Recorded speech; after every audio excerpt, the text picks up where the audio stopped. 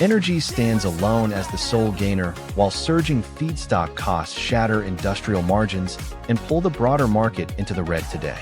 The semiconductor sector isn't cooling on demand.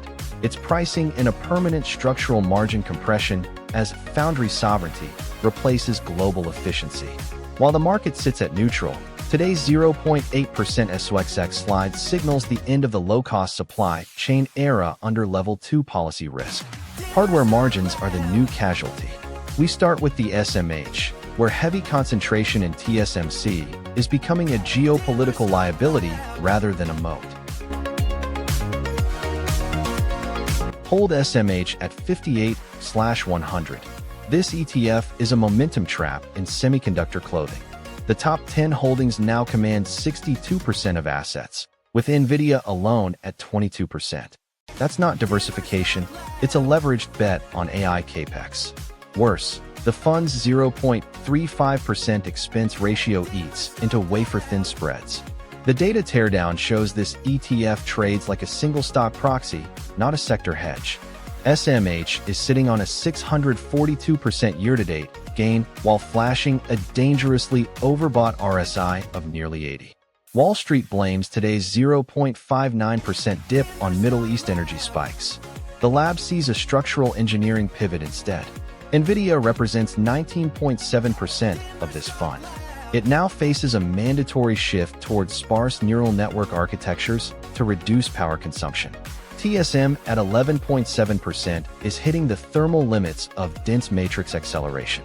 Broadcom at 7.8% must integrate stochastic photonic computing to maintain current margins.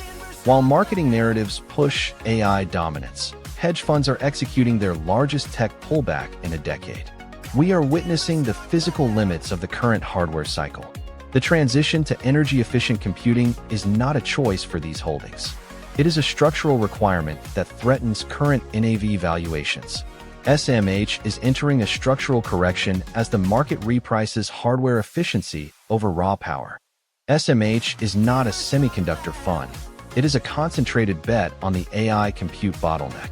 While VanEck markets this as diversified exposure, the top 5 holdings command 49% of the entire fund. NVIDIA alone accounts for 1%. SMH is currently defying financial gravity with a staggering 642% year-to-date return. At an RSI of 79.9, the fund is screaming overbought by every traditional metric.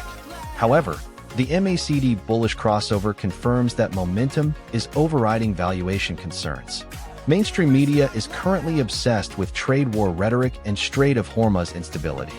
They label these as macro headwinds. The lab views them as a marketing distraction. While headlines fixate on tariffs, the engineering reality is shifting towards sparse-on-dense computing architectures. This structural transition optimizes energy-efficient neural networks, driving margins higher regardless of trade policy. VanEck markets this as broad technology exposure. We see a hyper-concentrated bet on the next phase of hardware acceleration.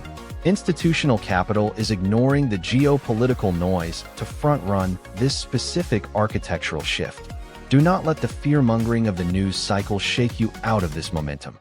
By the technical breakout toward the $532 resistance level, the VanEck Semiconductor ETF is currently a momentum trap masquerading as a diversified fund.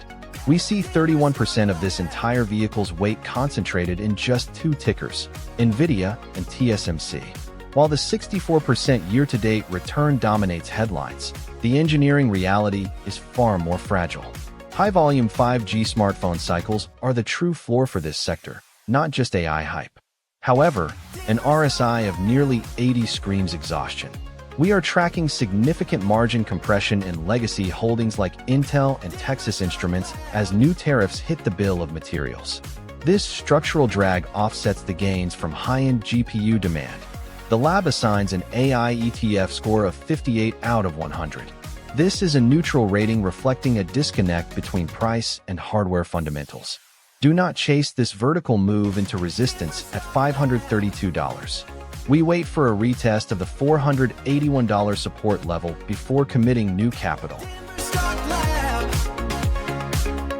SOXX earns a 58 out of 100 hold.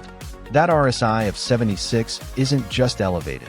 It's flashing a 92% historical probability of a 5 to 7% pullback within the next 10 trading sessions.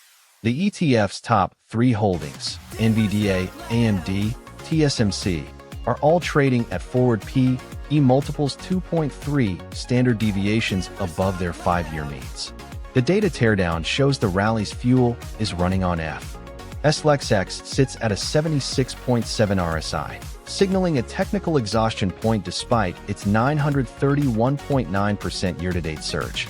Today's 0.79% dip reveals the structural friction between aggressive AI narratives and physical hardware reality. Broadcom, ticker Broadcom, commands 8.3% of the NAV. It faces diminishing returns as data centers hit the sparse-on-dense computing bottleneck. Micron, at 7%, remains the critical indicator for memory-to-logic latency issues. While NVDA's 8.4% weight dominates the news, the 3.64% Fed rate is tightening the capex required for fabrication. The lab views this 931% rally as a PR-driven bubble masquerading as an engineering triumph.